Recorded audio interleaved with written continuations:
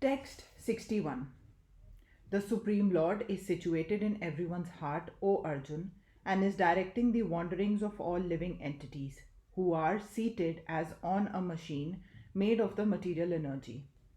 Arjun was not the supreme knower, and his decision to fight or not to fight was confined to his limited discretion. Lord Krishna instructed that the individual is not all in all. The Supreme Personality of Godhead, or He Himself, Krishna, as the localized super soul, sits in the heart directing the living beings. After changing bodies, the living entity forgets his past deeds, but the super soul, as the knower of the past, present, and future, remains the witness of all his activities. Therefore, all the activities of living entities are directed by this super soul. The living entity gets what he deserves and is carried by the material body, which is created in the material energy under the direction of the super soul. As soon as a living entity is placed in the particular type of body, he has to work under the spell of that bodily situation.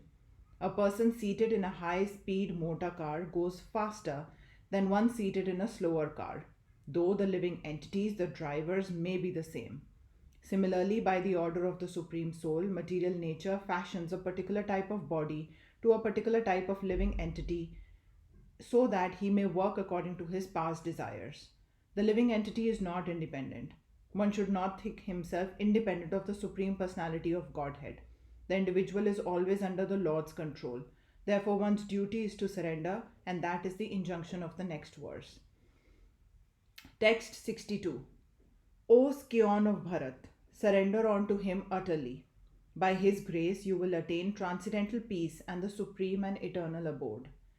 A living entity should therefore surrender unto the Supreme Personality of Godhead, who is situated in everyone's heart, and that will relieve him from all kinds of miseries of this material existence.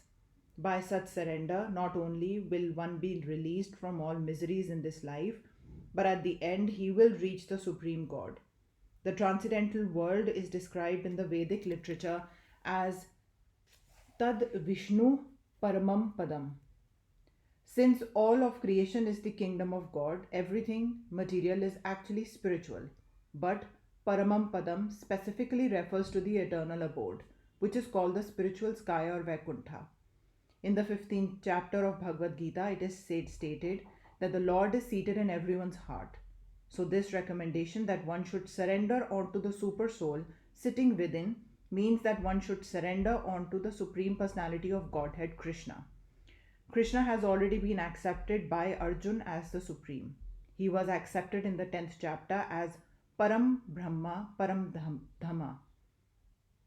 Arjun has accepted Krishna as the Supreme Personality of Godhead and the supreme abode of all living entities, not only because of his personal experience but also because of the evidence of great authorities like Narad, Asita, Devala, and Vyasa.